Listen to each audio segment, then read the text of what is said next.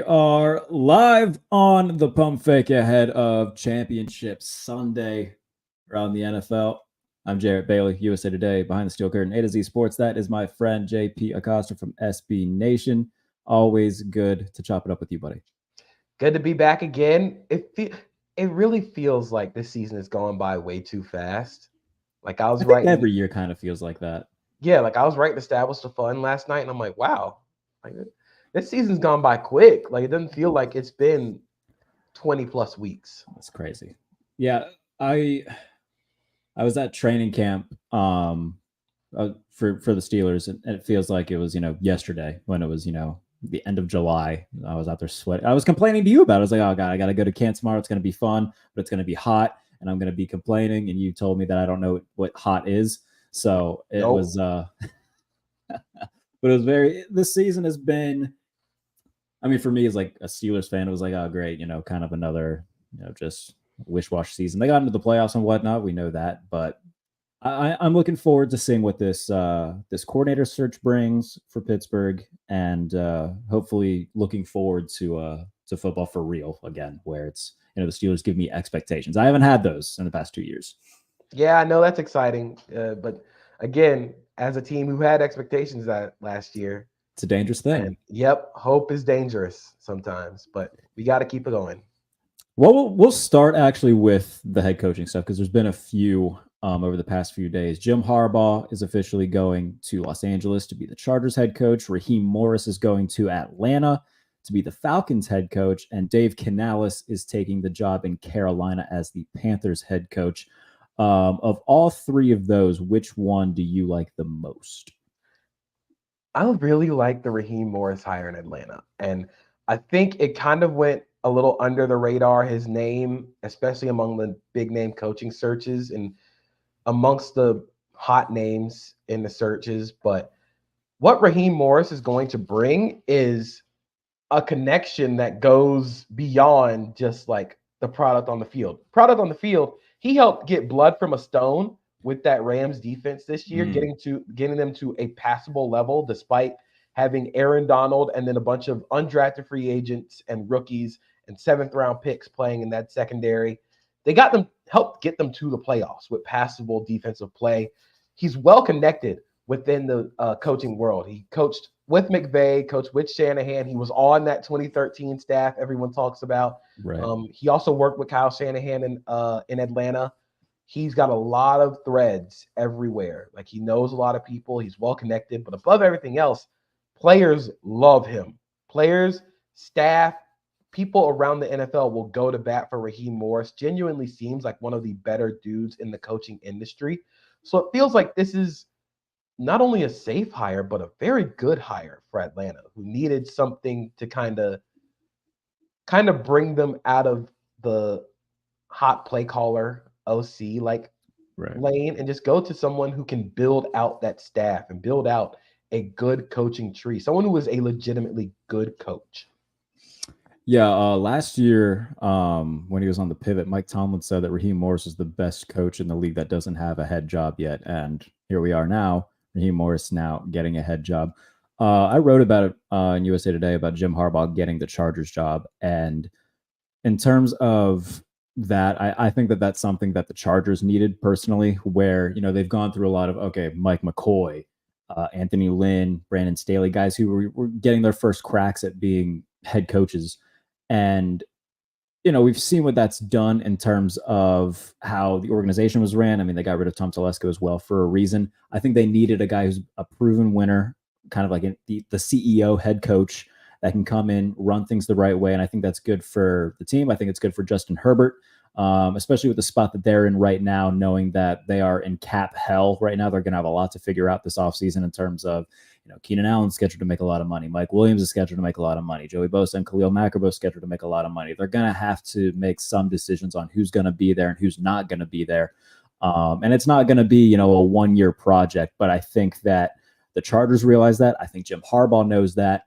And as long as they have the right head coach to go with that incredible quarterback, I think that everything else will not take care of itself. But with the right minds, it can build the right roster around Herbert and compete in the AFC, where it's stacked right now in terms of quarterback talent and head coaches. But now, Jim Harbaugh and Justin Herbert, on paper, that sounds like a really good combination that they just need to figure out how to build around it.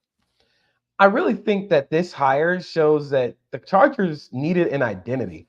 I think with the Brandon Staley kind of era, what was their identity that entire time? They didn't really have one. They didn't really have an MO. He was supposed to bring great defenses. That never showed up. They got worse defensively since he took over. Yeah, they got worse as a defense with him basically being the play caller. Justin Herbert is your quarterback. That was the identity. We have Justin Herbert, and everything else will just figure itself out. But with Jim Harbaugh, you're bringing an established identity of winning, of physicality. I think that whoever they hire as the OC is going to be very interesting regardless. I think Jesse Minter is going to get this job as defensive coordinator. I was about to say, do you think he just brings Jesse Minter with him? Michigan, phenomenal mind. Phenomenal. Like, he is highly regarded as the next person up in that Mike McDonald vein of guy going from college to NFL who's going to make a lot of money as a play caller really quickly. I really just think it comes down to who he hires as OC. I think Greg Roman is kind of, I don't know. I think the passing game looked pretty bare in his last few years with Lamar and the Ravens, but they're going to bring a kick-ass run game. That run game is going to work really well. I'm really intrigued to see how he builds out that roster to kind of turn it into his image. But best believe he's probably going to get that thing turned around in what? He signed a 5-year deal. He'll get that thing turned around in 5 years. Absolutely. And we've seen him do it everywhere that he's gone. He took over a 1-win Stanford team, and by the time he left, he put them in the Orange Bowl. He took over a 49ers team that hadn't had a winning season in 9 years and went NFC Championship game, Super Bowl, NFC Championship game, and then had a power struggle with the GM before he ultimately left for Michigan. And by the way, he took over for a Brady Hoke Michigan team that was in the dumps as well, and we know how that turned out. So a guy who wins everywhere that he goes, and I think that the Chargers saw that and said, we need that. And kudos to them for making that hire. Dave Canales is somebody that you and I have both talked about a lot this season in terms of his impact in Tampa Bay with Baker Mayfield, and now going to Carolina, something somewhat out of left field, I would say. I mean, it was his first year as a play caller in Tampa Bay as the offensive coordinator. But I think that their vision is, oh, look what that guy did for Baker Mayfield. He's going to be the guy who we put in the ear of Bryce Young and will lead this offense going forward. How do you see this playing out for the Panthers? So I think it's ultimately going to be fine, but I would suggest giving this time. Give it time to build, because there's not a lot to work with. I mean, David Tepper and the previous head coaches, or not David Tepper, Scott Fitter and the previous head coaches of the Carolina Panthers kind of left this roster in an eventual shambles because you still have not re-signed Brian Burns yet, which was kind of the entire point of not trading him at the deadline last year or this year, was to sign him to an extension. He hasn't signed yet. Jeremy Chin's probably going to be gone. Frankie Louvu is also a free agent. DJ Chark's going to be an upcoming free agent. I don't think they're going to sign him back anyway, but that's a lot of names to try and overhaul a roster without the first overall pick and without a lot of cap space. You're going to have to be working a little bit. I think this hire was pretty easy to see when they hired Dan Morgan as the GM. They worked together in Seattle. They really do get along very well. There are photos of him and of Canales and Dan Morgan always dapping it up, talking to each other during the games when Tampa would play Carolina. I really am intrigued because of, like you said, he was able to get Baker Mayfield to do things that Baker Mayfield hadn't been doing before. He got him to play quicker. He got him to play more decisive, and he kind of harnessed that confidence and aggression into a streamline. Like before, Baker Mayfield just spraying everywhere. But now you get him into a streamlined thought process. He was actually targeting passes over the middle of the field. It looked a lot better, So the hope is you can do that for another undersized quarterback in Bryce Young. But I do ultimately think this is going to take a little bit of time to turn around because that roster and that cap situation aren't the best. Yeah. And in terms of the receivers too, I mean, they don't exactly have a hodgepodge of talent there either. So it's going to be, I think it's going to come down to, okay, how patient is David Tepper going to be with this? And is he going to allow Dave Canales the appropriate time and Dan Morgan to, build this thing and really start over? So Definitely interesting developments out of the NFC South and the rest of the NFL with these head coaching hires. But we'll talk about championship weekend, and we'll start with the game that you and I disagree on. We'll start with Kansas City and Baltimore. We talked about this on Chase Thomas' show earlier this week. I'm very much in the boat of the Chiefs are winning this game. You are on the side of the Ravens winning this game. I'll give you the floor first in terms of your thought process on why the Ravens will be going to the Super Bowl. So I think the Ravens are going to the Super Bowl because this entire season they have found answers to every problem that's been thrown at them. So let's take the divisional round game, for example. The Texans decided to turn that blitz up to 11. Yep. They blitzed way more than Houston ever did this season. And at first, the answer was Lamar, go do something cool. A lot of deep pass, a lot of deep drop back passing. And then if he was blitzed, Lamar can make something happen. While he did, there was a lot of high variance with those plays. Like you might get a big play out of it, but you also might get sacked or you also might get an incompletion. And at halftime, the Ravens just threw that variance out the window. They just went to the quick passing game. They have the talent now to adjust to whatever Spags throws at them defensively, because Spags is going to do that kind of same thing, but it's not going to be 100% cover one. We're not going to play anything behind it, because you rarely want to do that with the elite quarterbacks in the NFL. Like you rarely want to lean into that chaos game because you're not going to win that. But it's more controlled, disguised coverages, zone blitzes. You're going to see a lot of fire zones. But I think the Ravens have found an answer to that on the offensive side of the ball. Plus, their run game has been really effective with Lamar as kind of the machine of it, and his gravity kind of opening up lanes for Justice Hill and Gus Edwards, who, again, this Ravens team has done this offensively without having J.K. Dobbins, Keaton Mitchell. They've been rotating their tackles the entire season. That could be the major thing, the problem that pops up for the Ravens this game against the Chiefs. Because they rotate their tackles, maybe Chris Jones finds a guy that he likes who comes in, and that's the tell. But now we can talk about the defensive side of the ball for the Ravens. This is where I think they're going to win. I think Mike Macdonald has collected the Infinity Stones of NFL of the favorite NFL offenses. He's shut down Kyle Shanahan. He has beaten Sean McVay in the rain. He's taken down Bobby Slowick twice. Ben Johnson only scored 3 points on – they only scored 3 points on the Ravens. Shane Waldron got stuffed into a locker as well. It is now time for the final Infinity Stone, which is Andy Reid and Patrick Mahomes. I believe that Andy Reid and Mahomes are going to have a game plan ready.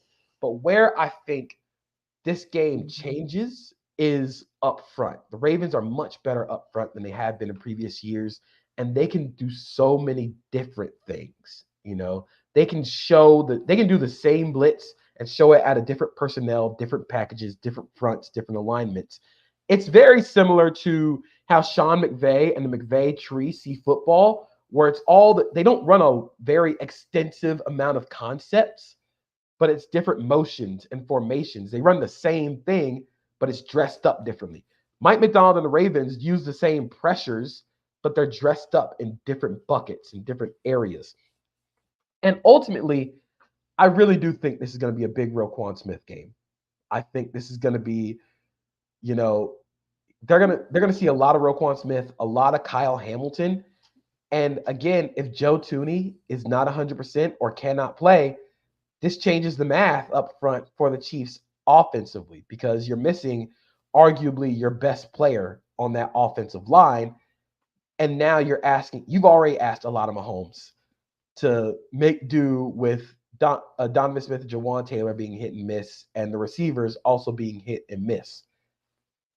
This is going to be the most talented, and this is going to be the best secondary that they've faced all year. And I think this is going to be the most prepared secondary they face all year. So I think we ultimately get a big Kyle Hamilton game, a big Roquan Smith game, and the Ravens just have too many answers on both sides of the ball. So in terms of the Chiefs and what they do personnel-wise, they are number one in the NFL this season and coming out in 13 personnel and first down. So I think that is going to be, in terms of the run game, they're going to look to run it early, set up second and third and shorts with Pacheco. And it's the way they run too. They're second in the NFL in tackles off end. So, you know, the way that they try to get Pacheco going is get him in space rather than have them go between the tackles.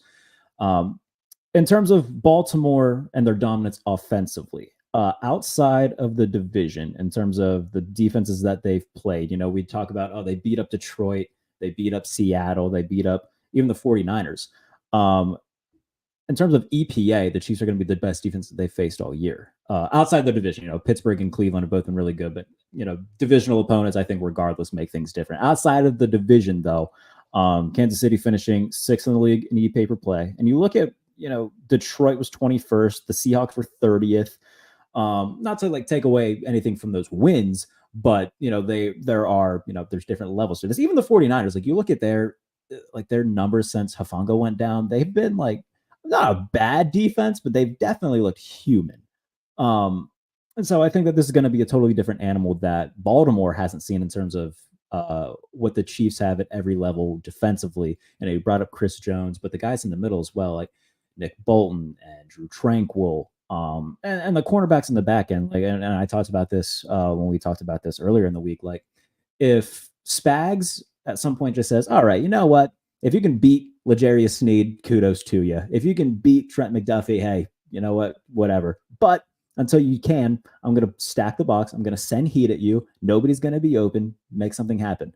I do think that Baltimore will struggle in that regard. And in terms of, I already kind of brought it up for the Chiefs. I think it's going to be a heavy Pacheco game where they know that, okay, yeah, we don't really have, the depth to beat you, but here's what's going to happen. We've got Rashee Rice, Travis Kelce, Isaiah Pacheco. We're going to run those 3 guys at you. And if you can stop it, I guess, kudos to you. But they know what wins for them. And it's going to be a heavy dose of Pacheco. I am curious in terms of the Roquan Smith, Kyle Hamilton thing, how that affects Travis Kelce. And I think it will make them pivot to, okay, Noah Gray, we need a play. Justin Watson, we need a play. Somebody's going to have to be a hero that isn't one of their big 3 skill position guys, and it's going to come down to who can make that play. Is it going to be Kadarius Toney? I doubt it. Is it going to be Sky Moore? I doubt it. Is it going to be any of these guys who we've been, critical of all season? Highly doubtful. I think it's going to be a Justin Watson, a Noah Gray, somebody that has to, kind of come not out of nowhere, but not be the expected hero for Kansas City. It's going to be a close game regardless. I don't see any of these teams blowing the other out. But I think there's also something to say for, the Chiefs have done this now 6 times in a row. Baltimore, outside of John Harbaugh and Odell Beckham, none of them have really been here before. This is a big moment for them. And I think that the pressure is really on for Baltimore, similar to the way it was for Buffalo, because I think there's a feeling of, okay, if not now, when for the Ravens? And if not now, man, that's a lot of pressure. So I think the experience and the pressure will also be a big factor in this. But I've learned over the past few weeks, all right, I'm not betting against Mahomes, Andy Reid, and an elite defense. So that's the rule I've made for myself until I'm proven that they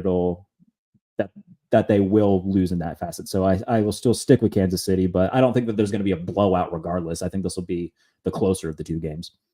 So I think the interesting thing that you said about the Chiefs and 13 personnel is the Ravens really haven't seen a lot of it because they're good at defending out of 13 personnel. They're 7th in the NFL in total EPA when defending out of 13 personnel. They have the bodies to match everything. Yeah. So I think the biggest difference between the Bills game and the Ravens game is the Ravens have the second level bodies to nullify Noah Gray.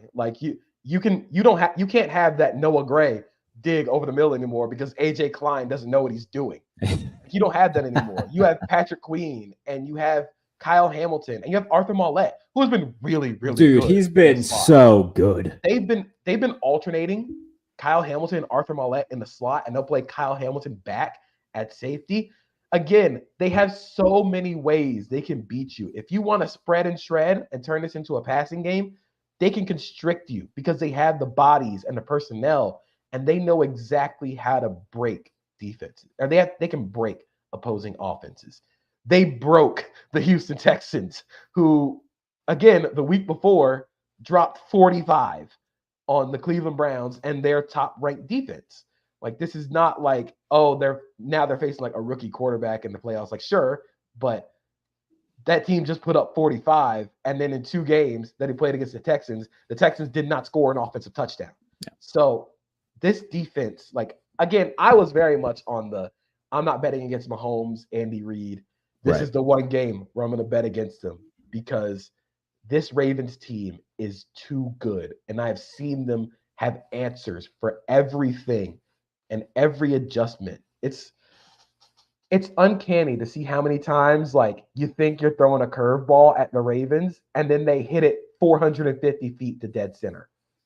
Like they just have an answer for everything. And that speaks to the amount of preparation that they put in throughout the week. Tom Bunkin and Mike McDonald have been some of the best game planners and in-game adjustment guys of the entire season. If the Chiefs do this thing again, like, do we just have to sit here and accept, like, okay, and not that we're wishing for this, but like, unless we get something like what happened to Tom Brady in the 2008 season where Mahomes just gets like injured or something like that. Again, knock on wood, not wishing for that. But like at some point, do we just say, all right, unless something catastrophic happens, the Chiefs are going to keep doing this? I think I said on the Chase Thomas podcast show a few weeks ago, this is LeBron. This is the LeBron of the NFL. Like he's always going to be there. You got to beat LeBron if you want to actually if you want to make it to the Super Bowl or win the Super Bowl. You got to go through Mahomes. And if they do it again, I don't really know what else to say. Like how else can you beat this team with Mahomes stretched to his absolute limit on offense, and then the defense just goes, okay, we got this now. What if I know he's already denied it, but what is he going to say? What if Travis Kelce does retire after this year? Does that kind of put a hindrance on, like, okay, maybe that will finally be where, Mahomes doesn't get to the AC title game, where he doesn't get back to the Super Bowl? Maybe that will do it, but knowing the Chiefs, they're gonna draft like they'll get Brock Bowers somehow. Like, oh, please do not wish that evil upon the NFL. They're going to draft like Jatavian Sanders or something and turn him into the greatest tight end in football. But it's just Mahomes makes your margin for error so wide. Yeah. That's why it's so remarkable that they made it to this point, because the margin was so razor thin this year and it still got them to the AFC Championship game. I just don't know, I don't know if they've seen a healthy defense like the Ravens yet this year, especially in the playoffs. Like Miami, again, not taking away anything from what Kansas City did game plan wise, execution wise in both those 2 weeks. Right. Miami and Buffalo were down to Miami was playing a white corner, and like they played him significant snaps. And then again, the Bills had AJ Klein running around in the middle of the field. Like this is going to be the healthiest and best defense the Chiefs have seen all season. And it's gonna be so fun watching that chess match between Mike McDonald and Patrick Mahomes. Like just even the line of scrimmage things are gonna be so cool. I'm looking forward to it. And I know that a lot of people seem to be writing off the Detroit Lions on the other side of things against the San Francisco 49ers. But there is a world where, where Detroit, if they're able to run the ball effectively, because if you look at the 49ers run numbers on defense since I think week 11, it's not very good.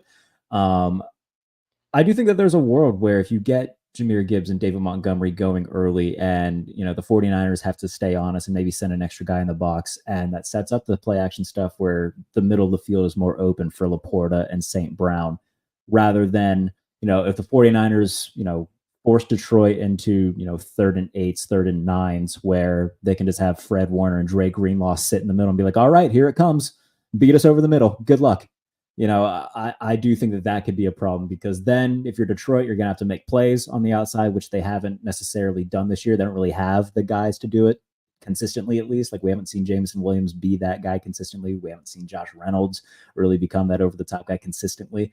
Again, there's a world where it does happen, but I think the easiest path for the Lions is, okay, let's own the ground game on first down, set up second and mediums and 3rd and shorts, and live in that world rather than all right, it's 3rd and 9 and 54 knows exactly where this ball is going to be going. We got to figure something out. So that's the problem for the Detroit Lions. you're playing Fred Warner. This Yeah. is the Fred Warner game. I think this is going to be I'm running out of words to describe him. Fred Warner is like the greatest defensive midfielder in soccer like ever. If you watch soccer, you can see his ability to patrol everything in the middle of the field, the most valuable parts of the field. He'll take away a 15-yard over route and then turn your check down into a 2-yard gain. That's something where against the Buccaneers, that's where they made their hay over the middle of the field. It wasn't Much different attacking with, downfield. much. It's different with KJ Britt. I was just about to say, yeah, that's not KJ Britt back there. No disrespect to KJ Britt, but Levante David was hauling ass in coverage trying to get on those over routes, and he covered it really well. But the problem was the checkdowns to Amon-Ra St. Brown were ending up 7-9 yards. That's not going to happen against the 49ers and Dre Greenlaw and Fred Warner. They can turn your checkdowns into 2-yard gains. I think for Detroit to win this game, Jared Goff has to make throws on the edges of the defense. Yeah. I think that was a very lost portion of how Jordan Love almost beat the 49ers was he attacked the edges. He had the arm and the talent to attack the edges of the defense. Jared Goff is, I'm going to sound again like a parody of myself. Jared Goff is very good at what he does, and he throws that 12-yard dig better than anybody else in football. But if you get him off of that, if you force him to throw to the edge of the defense, like you said, where they don't necessarily have the guys consistently yet to make those plays. That's where I think San Francisco can win this game. And that's where San Francisco has won a lot of their games defensively. They force you to take the low percentage throws on the outside because they have two Super Saiyans patrolling the middle of the field, and then they can pin their ears back. What I'm really interested in is to see if San Francisco blitzes the under center play action game. They did it a little bit against Green Bay, but Jordan Love was so good against the blitz that he beat them. I don't think Jared Goff is as good against the blitz as Jordan Love, especially when he has to turn his back to the defense. So I wonder if San Francisco goes in and says, screw it, we're going to blitz those under center play action game. Like, you got to make the throw, dude. You got to make that throw. And then offensively, the problem for Detroit is that the Niners won't be playing in the rain. That's it. It's 75 and sunny. Now you got to deal with basketball on grass. And I think if Debo does not play, that is a major, major, major point because the offense becomes a little less easy. But I do worry about them just going CMC game, or this is a George Kittle game. And George Kittle can absolutely take over this game over the middle. I think Brandon Ayuk could have a big game. I just think we kind of overcorrected too much on the 49ers post Green Bay because it was raining. I think this is going to be a comfortable Niners win. I saw a stat. I think the Lions haven't allowed a rusher of more than like 75 yards all season. So that's something to pay attention to. They're also fourth in the NFL in EPA per rush defensively. So that has been a big part of their identity defensively this year is, hey, nobody's going to run the ball on us. The problem is everybody's passed the ball on them. So in terms of, if they are, I think San Francisco is going to very much look to exploit that, where they'll feed CMC early. They'll set up those play actions. And if Detroit bites on any of them, then it's going to be big chunk yards. Apparently Debo was active and a full participant in practice. So Kyle Shanahan seems to think he's going to be a full go. If Debo plays, watch for the RPO game early. Just peppering him. Just, you want to load up to stop the run? We'll just pepper you with a Debo RPO, and he'll turn that into 6 yards. The Niners will absolutely choose to win with Debo 8-yard RPOs. Absolutely. Because that's again, the RPOs are so much different when you're throwing him to Debo Samuel than any other player than Jawan Jennings. Yeah, you're not going to run the ball at Jawan Jennings. And even then, you can force the Lions to, okay, Debo's in the backfield. What do you do? And CMC's on the outside. Like, what do you do? That's the chess match. And again, I still think Kyle Shanahan he's got one more masterclass up his belt, and I think he's been saving it. So I think this is going to be a 49er offensive explosion. I think so too. And again, like I said, there is a world where this game is kept close and the Detroit Lions just go, absolutely leave everything that they have in Santa Clara. And somehow, I mean, that would be a great story if they pull off the upset. I don't personally think they're going to, but there is a world where it does happen. But I think, yeah, we're very much in agreement that this is the 49ers game to lose. And I'm excited to see what happens, though. To end the show, we always do a draft, and this time it's Royal Rumble season. So what we're going to do, and my buddy Donnie Football at 93.7 The Fan in Pittsburgh tweeted this out earlier. He asked, what NFL coach would you pick to win the Royal Rumble? And so you and I are going to draft 5 head coaches each based off of our seen ability for that coach to win the Royal Rumble. So And this is head coaches only, correct? Head coaches only, yes. Only head coaches. Current head coaches. Current head coach. Do you want to do historical head coaches? That could be fun. No, I was just saying current as in employed. Ooh, that's a good point. I will say you can bend that a little bit. Yeah. Okay. Just current slash, sort of current NFL head coaches. Okay. But I'll let you start. All right. I'm gonna take the lock for the first pick here. I'm going Dan Campbell. Yeah, that man says he would bite kneecaps off. And I'm not gonna mess with a man who's as relentless as Dan Campbell is. And he's also shown to take risks. Like, I think there's a little bit of like stingish in his like vibes of like he's gonna risk it. Like he doesn't look like or his background doesn't show that he's like a risky guy in terms of like taking chances on 4th downs or anything. Like, he's seen as the meathead head coach, but he's willing to go off that top rope. Yeah, he's willing to dive off Titantrons. Yeah, he's willing to dive off Titantrons. It's very I said Sting, but I guess the current like modern day comparison is Kevin Owens. Yeah, that's a good one. He is football Kevin Owens. Okay, so I think I get where you were going with currently employed, and I'm gonna take Vrabel. Yeah, that was where I was going. Okay, yeah, so I'm gonna take Mike Vrabel. I think him and Campbell have a lot in common, where they're just 2 big burly pounds of meat to slap. It's gonna be a Hoss fest. Who would Vrabel be as a wrestler? I kind of want to say Gunther, but I don't know if that's quite it. It might be it, actually. I think that's not a bad one. I'm gonna go with another Ohio guy, Wardlow. Wardlow's a good choice. That's Wardlow. I think he's a little risky, but not as much as Dan Campbell is. I would love to see Vrabel try to hit a swanton bomb. I'm just thinking of like the Power Bomb Symphony. I think Vrabel would absolutely do that. And Wardlow's also from Ohio, and Mike Vrabel has obvious ties to Ohio. Right. Okay. That's a good comp. But yeah, my first pick is Mike Vrabel. All right. My second pick, this is where it gets really interesting. There are a bunch of guys that I think I could go with here. Okay. I'm going to go Mike Tomlin. I'm going to go Tomlin. He's been around. He has been in the game for a long time. And I also think he has like just an inherent toughness that just comes with his teams, with his persona. He also was a very good athlete in his own right. I guess the wrestler comparison is like oh God. I'm going to say Nick Gage. Nick Gage. And the reason I say that is because I think Mike Tomlin's crazy. I think he's crazy. Have you seen that man's eye? You've seen his eyes. He is insane. Yeah, that man's crazy. Nick Gage is crazy. He'll hit you over the head with a light tube. Mike Tomlin will hit you over the head with a light tube. That's so funny. I never thought of it like that. Okay. Yeah, I can see, Tomlin showing up at a GCW show with just barbed wire 2x4 and just going ham.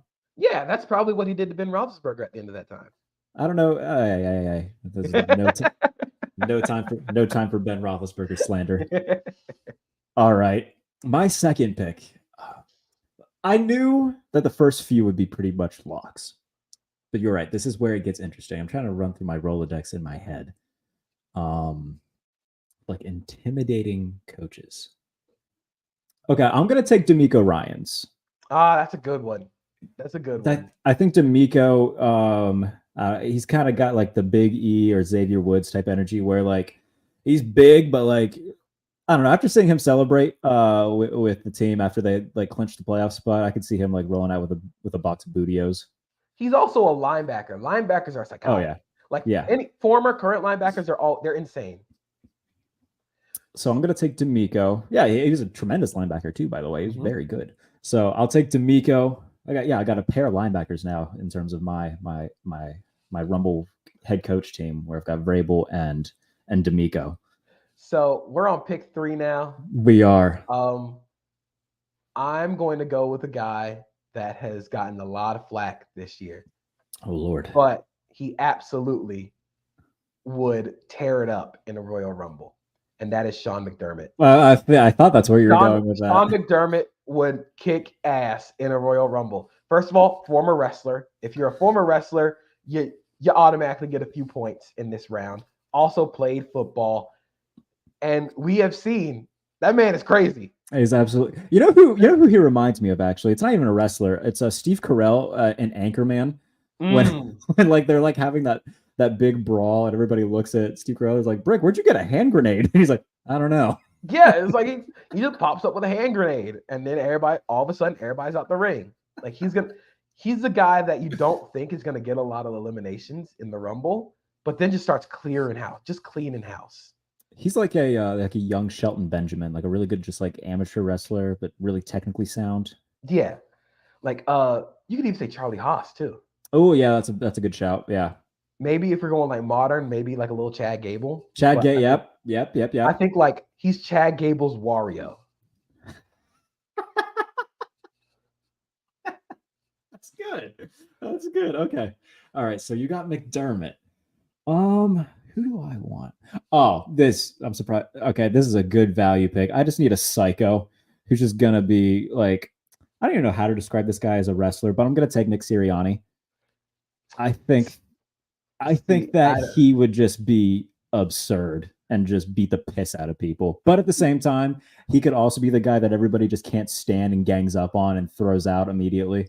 See, I don't think Nick Sirianni can fight. I just think he can talk. Oh, you think he's like I think he's Enzo Amore. Yeah, God, that's so good. I think he's Enzo Amore. God damn it, you might be right. He talks a lot, but he's gonna be the first guy eliminated. Damn it. Can I rescind that? Nope. The pick is in, brother. The pick is in. Damn it. All right. My fourth pick, new head coach of the Las Vegas Raiders, Antonio Pierce. Oh man, yeah, we went with the linebacker theme. Linebackers are crazy. Antonio Pierce, the linebacker, that makes him crazy. Shit, that's a good pick. Damn it! All right, what's this? The fourth round now? Yep. All right, so I got two more. I'm just like kind of looking at every team and seeing who I want. There's not many like big burly guys. I mean, there is, but like none that I would trust in terms of like athleticism. I will go with. Damn it, this is. Part of me thinks that this guy would actually be like low key, maybe a little bit fun, maybe a little bit athletic. I'll take Sean McVay. Ooh, interesting. I think he'd have a good strategy. I think that he could like low key like be like the Iron Man like high flyer that lasts a while. Mm-hmm. Yeah, he'd be very strategic about things. Who would be Sean McVay's wrestler? Maybe he's the guy that like hangs out for a little bit, lets it right outside the ring, doesn't really enter the ring, but he hangs out for a little bit. Then when the numbers get thinned down, he's like, all right, here we go. Yeah. That was his trading for Matt Stafford. Yes, that's good. I think that would be sort of like like when John Morrison would used to do, like Kofi did it too, like the fun like avoids elimination spot. I think he would be a guy like that. That's a good one. I think he is a little Morrison-ish. I think he's both the Miz and Morrison. Remember the Miz? He's both Miz and Morrison at the same time. They were a fun tag team for a while. They were so much fun. Like it was like peak, not peak, but like real early, like shithead heel Miz with the faux hawk. Oh, it's such. He had the tank top with a baby chicken with a magnet, the chick Yeah, magnet. Oh, it was so bad. it was just perfect for like late 2000s, early 2010s. Right, right. Like it was just the perfect time for that. My final pick is, I think, the greatest value pick that I'm ever going to have in one of these drafts. Mm-hmm. Robert Saleh. Robert Saleh is my final pick. You've seen photos of that man. I forgot that Robert Saleh existed. He is on that AJ Styles post injury type beat where that man came back just absolutely shredded. And also, Robert Saleh has 6 kids. That patience is wearing thin. Oh, he's just gonna snap. It's wearing thin. He's just waiting for the perfect moment. Like he's waiting for the time to get into a Royal Rumble and absolutely go apeshit. Damn it. I forgot Robert Saleh even existed, if I'm being perfectly honest. He kind of fell to the background with the Aaron Rodgers fiasco. Yeah. That man, he would go very far in a Rumble. All right. In the sense of like where, like tag teams help each other out, I think that I'm gonna have to bring in another smart guy. And I'm gonna bring in, like, this guy looks like he would put out a cigarette on you. He kind of just looks like a cigarette. I'm gonna bring in Kevin Stefanski. Ooh, I feel like he's the guy that nobody thinks can fight, but is actually like seen, and he's like Steve Blackman, the Lethal Weapon. Yes, he is very much Steve Blackman. Yeah, the beard really works for it. Where he could legitimately beat the shit out of you, and you just never know. Mm-hmm. That's a good one. Do you want to do a UDFA? Like I'm down. Hold on. Phil Robinson is tuning into this. Would he beat out Tomlin, Antonio Pierce? No, I got them both on my team. Yeah, I was gonna say. So Phil, if you're still here, yeah, JP did get Mike Tomlin and Antonio Pierce. In this Survivor Series, I have Undertaker and Kane. Let's say hypothetically, if it came down to the final 2 of Mike Tomlin and Antonio Pierce, you taking Mike Tomlin over Antonio Pierce? I think I'll take Antonio Pierce. I think I'm taking Antonio Pierce. It's going to be close. I think he's a little more risky. I think both of them is willing to do whatever it takes to win. But I think Antonio Pierce gets the nod here. I think he's a little younger. Yeah. So I think I'm going to go Pierce here. But if you want to do priority UDFAs. Yeah. Like I'm down. All you can go first. I need a heavy. How about this? For the UDFAs, we can go assistant coaches as well. Oh, we can go assistant coaches. Yeah, we can go assistant coaches. I know who I'm picking. All right. Ryan Nielsen. Oh, that's a good pick. Ryan Nielsen's my pick. Have you seen that man? He looks burly boy. He is not only that, he looks like how every defensive coordinator should look, which is tired and angry. I don't think a defensive coordinator should be fully energized at all. You watch Mike McDaniel's offense and tell me you're going to get a full night's of sleep. No. I want my defensive coordinators tired. I want them angry because that is the best way to kick ass. I'm going Ryan Nielsen with my UDFA assistant pick. All right. For my UDFA, so there's 2 guys that would make sense for different reasons. One, because one of them is an absolute psycho. I think he would just have zero fucks given. And I think I kind of just want to take him for the lulz. But there's the other guy who's just like burly. It would make sense to take him. I'll take Steve Belichick. Ooh, I think he's like the boogeyman if boogeyman was like a serious threat. Ooh, that's a good comparison. I think Steve Belichick is like the guy version of Nikki Cross. That is a very, very good comp. Where like they can seriously wrestle, but they're also kind of crazy. Yeah, like they also look legitimately crazy. I need a little bit of crazy on my team. The other choice I was going to say Wink. See, Wink would be a good pick, but I also think Wink losing the battle to Dayball kind of knocked them down my rankings a little bit. which I can agree with that. in a weird way also bumped Dayball up the rankings because from everything that's been reported about Brian Dayball and Wink Martindale, Brian Dayball is what everybody thinks Wink Martindale acts like. Yeah. So that'd be interesting. My name, if we weren't going assistants, when I needed a heavy, I was gonna know Andy Reid. Yeah, so Andy was in my thought process too, but I don't know. Andy's also old. Like I think at this point, Andy's more viscera than like prime Big Show. You know what I mean? I'm not counting on him to get eliminations. I just know it's going to take a lot of people. It's going to take a lot of stamina to eliminate him.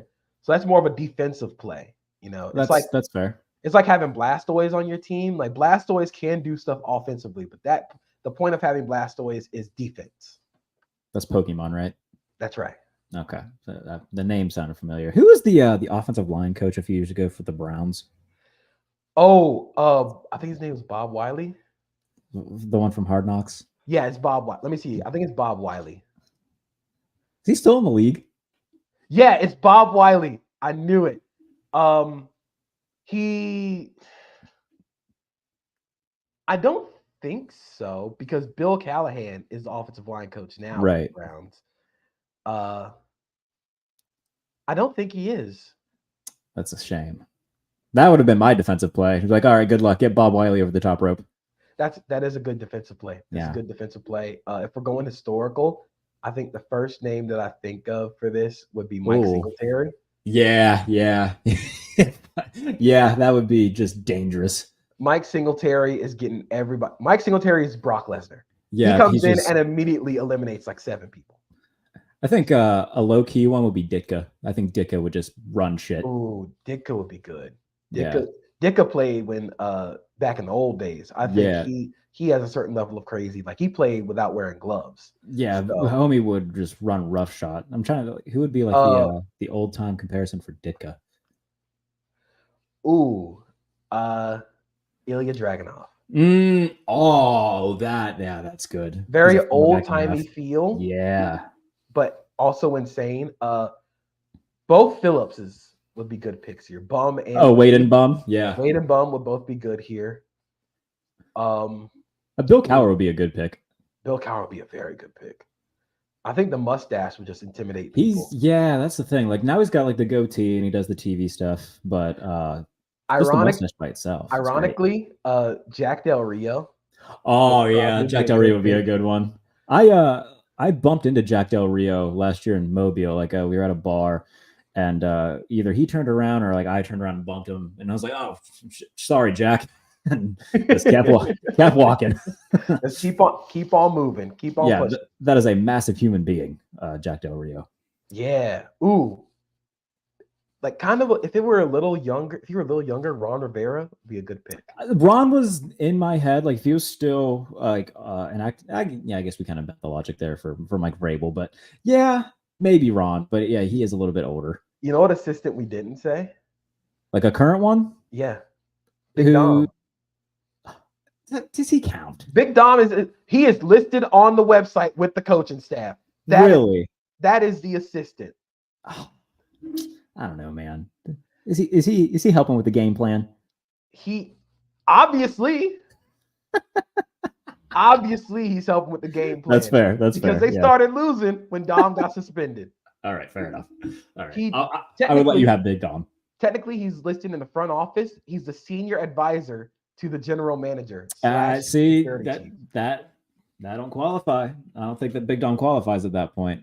I think, honestly, like low-key, the Sirianni play might be a little heady because he'll have Big Dom backing him up. Like, that's his big cast. Oh, that's his big cast. That's really good. Like, they might get eliminated early, but you'll have the fun moment of Big Dom catching Nick before he gets eliminated and then tossing them back in, and then he'll get eliminated anyway. But that's a really good comp. Do you think Shane Steichen would make any noise? I feel like he could be like the Dolph Ziggler. I don't think so. I think he's a little too. He's too thin. A little too thin. I think if you're thin, you got to be a little crazy.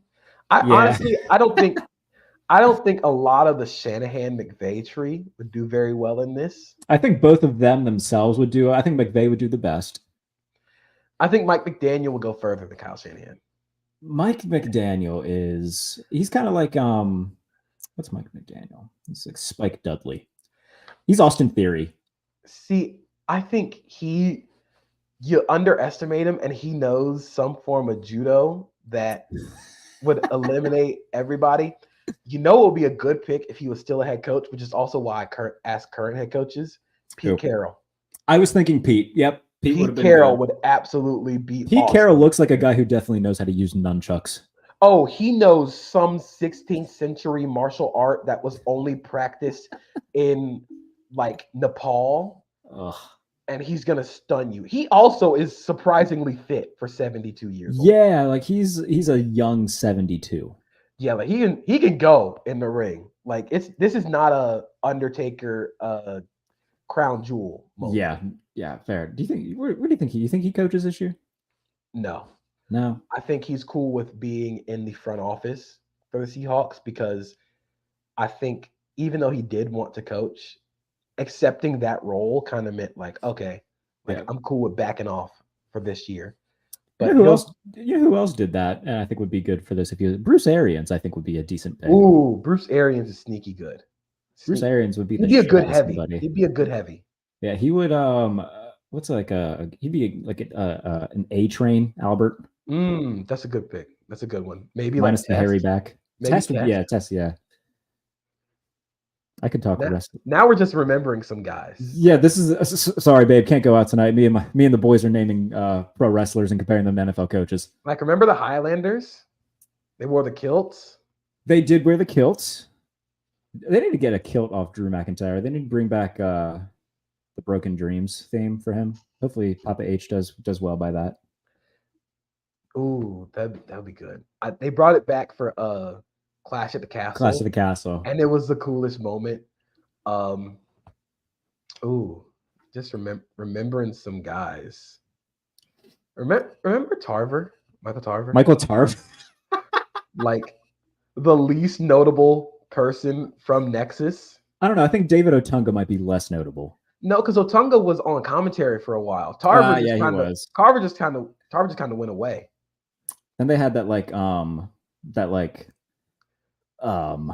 it was like the core. The core, yeah, like the break off group. Wade Barrett out. Yeah. And it was Heath Slater and Justin Gabriel, Wade Barrett. Wasn't Ezekiel Jackson part of that? Was in it? Remember Vladimir Kozlov? He was in an elimination chamber. Kozlov and Santino are in TNA now. Oh yeah, I remember seeing that. Kozlov's got a beard now. It looks awesome. Yeah, Kozlov is a fucking bat. He does like stuntman work now. He was in a Bond movie. Yeah, he's doing fine. That's amazing. Yeah, he's doing good stuff for himself. You remember Deuce and Domino? Oh, that's a deep cut. That is a deep cut. That is crazy.